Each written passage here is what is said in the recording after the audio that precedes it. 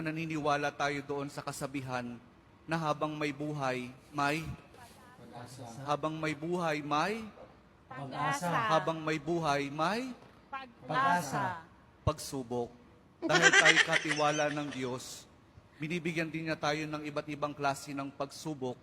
Kaya po doon sa pagsubok na yon, saka pa lang natin mauunawaan na talagang ang ating buhay ay mayroong, habang may buhay, mayroong, Pagsubok. habang may buhay, may Pagsubok. pagbangon. Huwag niyong hayaan na kapag meron kayong pinagdaraan ng pagsubok, ay hindi kayo babangon. Kailangan meron tayong pagsumikap na pagtsatsagaan natin yung ating mga pagsubok na pinagdaraanan. At kapag merong pagsubok at merong pagbangon, saka pa lang natin mauunawaan na talagang ang ating buhay, na habang may buhay, may Pagbangon. habang may buhay, may Pagbangon. pag-ibig. Ang pag-ibig na nagmumula kay Jesus lamang sa ating mahal na poong Jesus Nazareno.